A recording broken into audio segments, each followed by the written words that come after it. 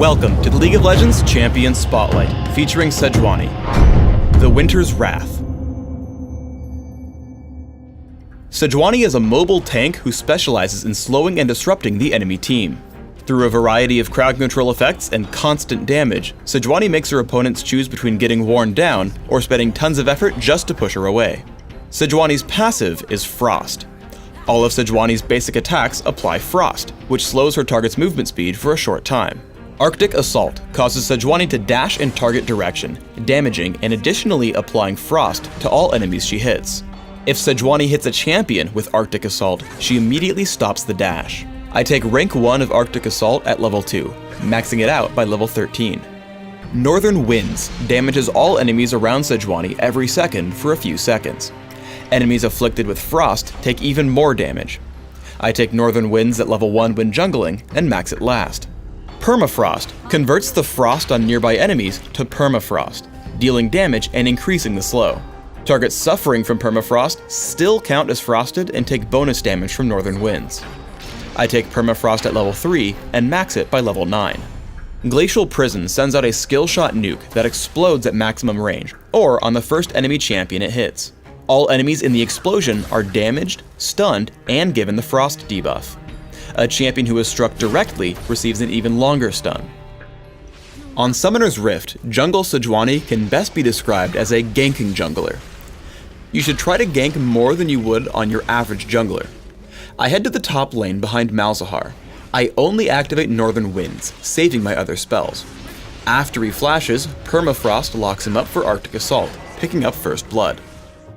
Let's talk about counter-jungling. When fighting against junglers, your opponent's Ancient Golem will typically respawn a little after 7 minutes into the game, so I check to see if I can steal it. I ward the river below to watch for incoming ganks, and I scroll over to see Amumu hasn't picked up that buff. I keep an eye on the minimap, noticing that Amumu is still fighting at the bottom. Malzahar is still at top, but everyone else is missing. Remember that stealing a buff has no use if they just kill you and take it back, so make sure you have the ability to escape with your life when attempting counter-jungling. As soon as the golem falls, I immediately run down, which is exactly when Victor and Amumu come in to gank me. Arctic Assault and Flash barely create enough distance for me to escape with their buffs in hand. When ganks involve more than just one opponent, rely on Sejuani's crowd control to enable kills for your teammates. As I gank the bottom lane, I lead with Arctic Assault, using Permafrost to ruin Caitlyn's chances for escape. However, as she dodges Ashe's ultimate and exhausts me, I toss out Glacial Prison to ensure she falls. After, I turn to Dr. Mundo. Permafrost drops his movement speed, and once I'm sure my teammates can get the kill, Arctic Assault gets me out of turret range, picking up 2 kills with no losses. Sejuani's aptitude for consistent crowd control is unmatched. With only Ashe to help, I run in on 3 enemies. My first target is Malzahar, so by having Dr. Mundo and Amumu run at me, I can sneak by with Arctic Assault. Between Permafrost and Northern Winds, Malzahar quickly dies. I want to head in to help Ashe, so I kite Dr. Mundo until I can Arctic Assault over the wall. Seeing Amumu running, Glacial Prison scares him into flashing a little bit too early and failing his escape. Though he has a lead on us, Arctic Assault catches up to Dr. Mundo. The combination of Frozen Mallet and Permafrost completely shut down his ability to chase down Ashe, giving us our 3rd kill of the fight. Always try to disrupt and kill the frail backline champions. As a team fight starts, I have the perfect opportunity to jump Malzahar and Victor. Opening up with all my basic abilities threatens Malzahar enough to target me with his ultimate. Now out of crowd control, Shaco is set up for an easy kill. As we now have a numbers advantage, I lock up the rest of their team with Glacial Prison, allowing us to pounce onto Victor as well. Dr. Mundo now has to make his escape, but I pump out way too much slow for him to make it out. Seeing more enemies, I continue the charge, but have to run from Caitlyn as I'm low on health. However, I take a heal from Nidalee, so I head back in. Flash into Arctic Assault allows me to catch these 2 running enemies, giving us all 5 kills for only 1 death in the fight. On Dominion, Sejuani is basically a big bully. Pushing in on Lee Sin, he doesn't have any way to continue fighting my teammate. I guess on LeBlanc's position and just barely miss her in the Fog of War with Glacial Prison. I choose to push out and chase her down, although Rammus probably could have caught her by himself. However, we're able to quickly turn back onto Lee Sin, killing him before he's able to really move anywhere thanks to our combined crowd control effects and damage.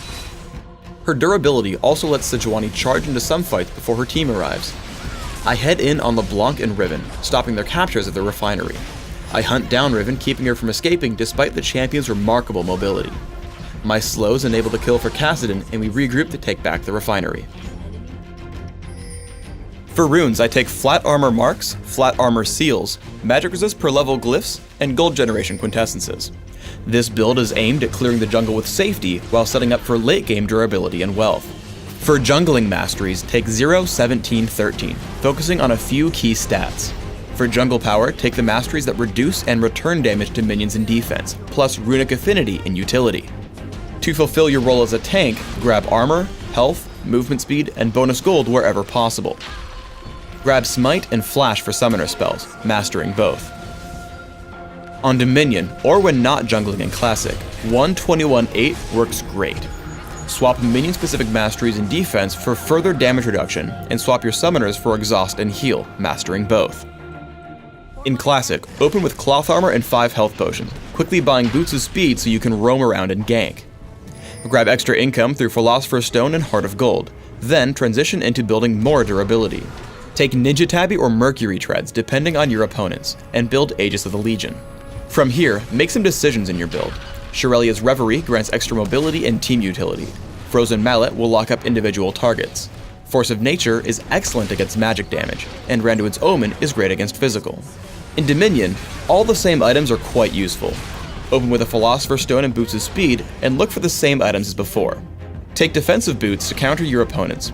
Build as much durability as you'll need through items like Randuin's Omen and Odin's Veil, but try to build additional disruption, damage, and utility through Frozen Mallet, Sunfire Cape, and Shirelia's Reverie. Thanks for tuning in to the Sejuani Champion Spotlight. Please subscribe to the Riot Games YouTube channel above, and don't forget to thumbs us up just below the video.